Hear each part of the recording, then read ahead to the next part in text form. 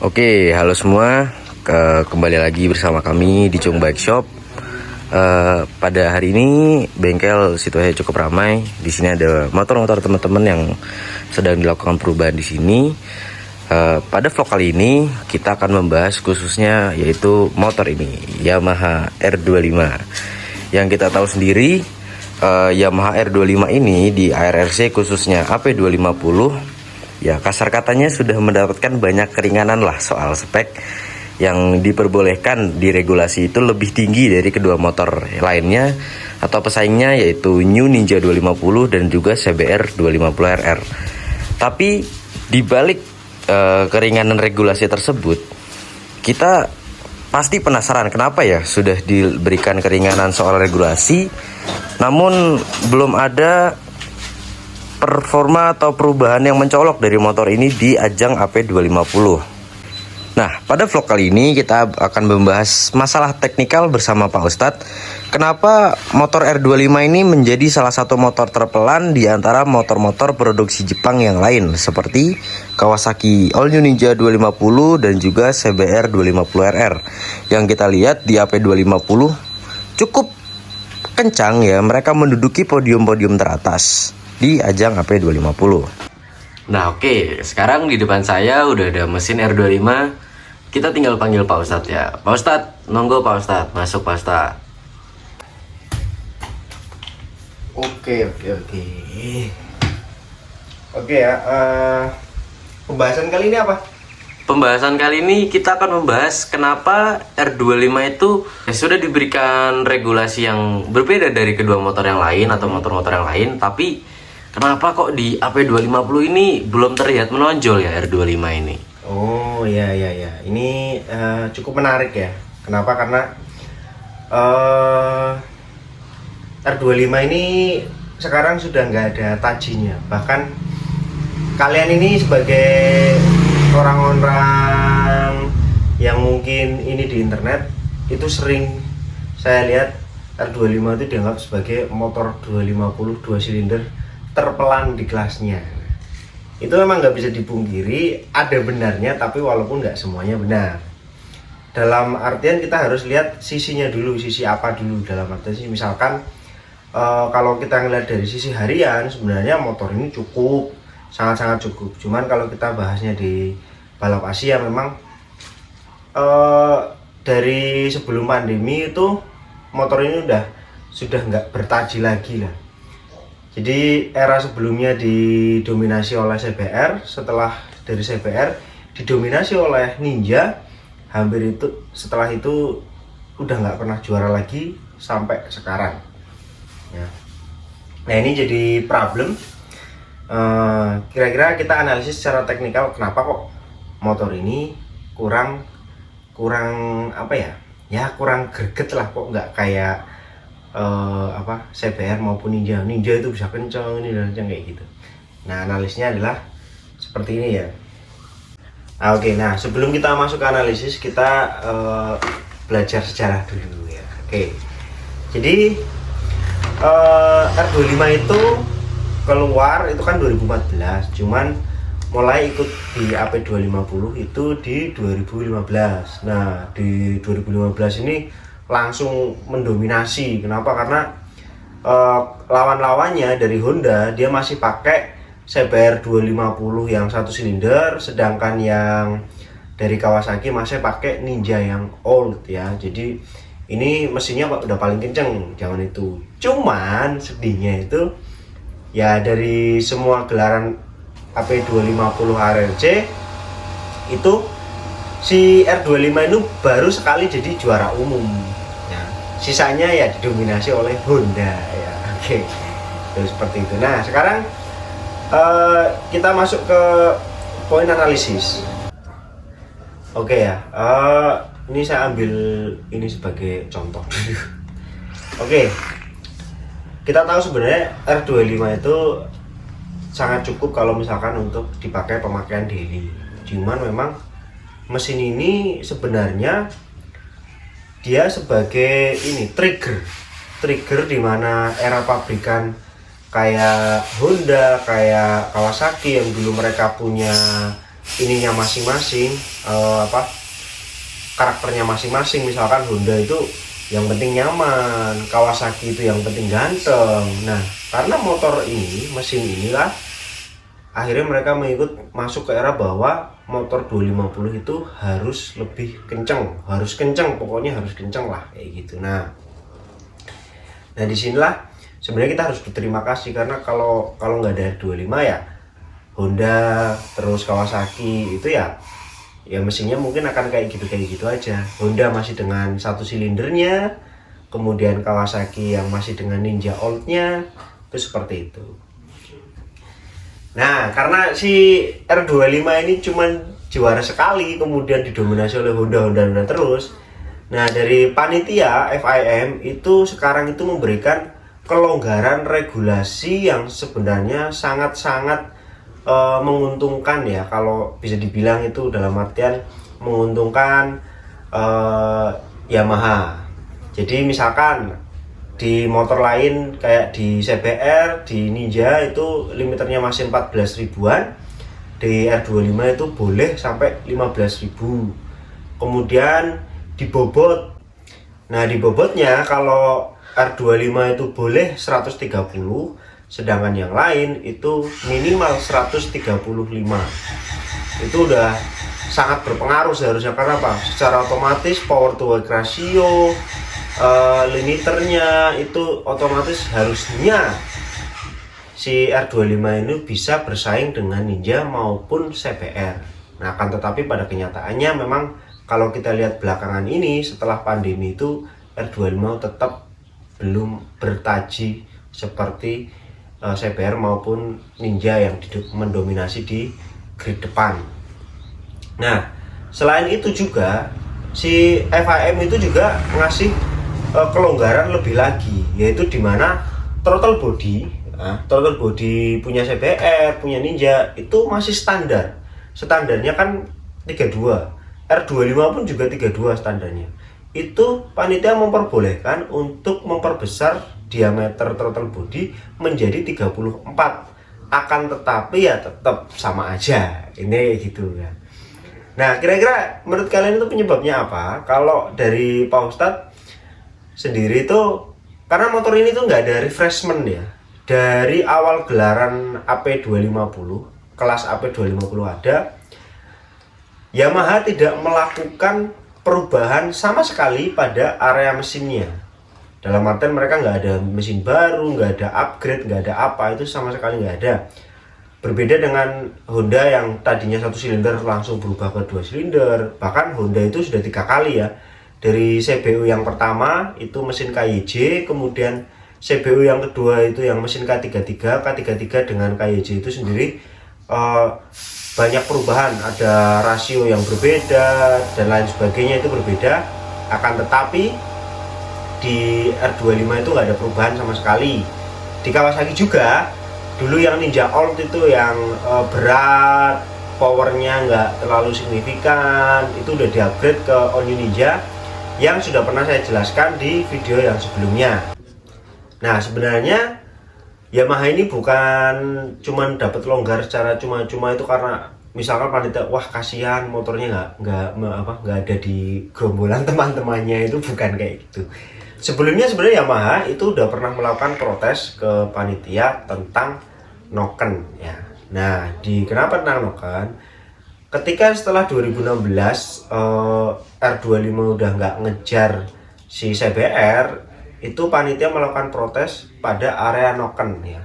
Dimana memang ini ya udah pengalaman juga. Mungkin kalian yang pengalaman main R25 itu bukan sesuatu hal yang luar biasa. Kenapa? Karena noken R25 itu dia gampang patah ya. Ini di area ini tuh dia gampang patah.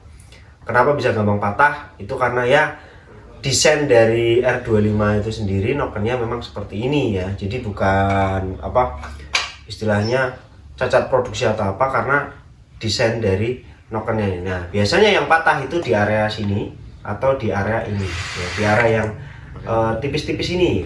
Nah, kemudian setelah dilakukan protes itu panitia memperbolehkan melakukan hardening atau istilahnya itu memperkuat area noken, hanya memperkuat. Kenapa? Karena untuk regulasinya profil dari noken tetap nggak boleh berubah, jadi tetap harus seperti ini. Akan tetapi boleh diperkuat. Nah, diperkuatnya biasanya waktu itu kalau untuk R25 itu di area ini itu dia dipertebal ya. Terus ada juga yang misalkan di area ini ditambahin semacam pipa besi itu supaya noken ini nggak sampai patah, itu seperti itu. Nah, oke. Nah, sekarang kita bahas dari sisi mesin yang lainnya adalah R25 mesinnya itu adalah mesin istilahnya paling kolot alias paling jadul ya, dimana teknologinya itu kurang. Contohnya misalkan di Honda sekarang udah ada slipper clutch ya, karena regulasi dari AP250 kan mesin itu hampir totalis standar ya. Bisa dibilang sebenarnya kalau di AP250 itu motor standar porting, karena memang hanya di porting kemudian naik kompresi di area-area itu aja. Nah, sedangkan R25 itu teknologinya dibilang paling jadul. Salah satu contohnya tadi yaitu slipper clutch belum ada, kemudian ini dari TB itu dulu down drive ya. Ketika pertama melang ini down drive. Memang secara konstruksi ini down drive, tapi nah ini alasan kenapa head CBR ada di sini. Kalian bisa lihat di area intake-nya sini dan ini. Ini itu dia datar. Sedangkan kalau CBR itu kan kayak gini nih, naik. Nah, ini kan dia kalau R25 masih apa ya? Masih semi datar kayak gini. Jadi belum naik seperti ini. Nah, itu seperti itu. Nah, selanjutnya itu nggak bisa dipungkiri bahwa mesin R25 itu pistonnya paling kecil di antara lawan yang lainnya ya. Jadi bisa lihat mesin R25 itu pistonnya masih ukuran 60 mili, sedangkan CBR itu 62, Ninja juga 62. Lah Pak Ustadz, emang berpengaruh kan sesinya sama? Nah, ini. Jadi kalau kalian tahu karakter dari mesin overbore itu memang sangat didaya untuk di RPM atas. Sedangkan ketika pistonnya itu kecil, dia di RPM atasnya itu kurang, ya intinya kurang greget. Nah, alasan kurang gregetnya itu tak lain dan tak bukan adalah karena permukaan dari si piston ini dia akan lebih lebar. Gampangnya butuh tekanan lebih besar untuk menekan si ini piston yang kecil ini daripada piston yang lebar. Secara hukum fisika sekalipun itu pasti bahwa semakin kecil sebuah titiknya, titik pressernya, maka tekanannya akan semakin tinggi. Sedangkan ketika titik ini akan semakin besar, maka tekanannya itu akan semakin kecil ya. Jadi dia akan berbanding terbalik.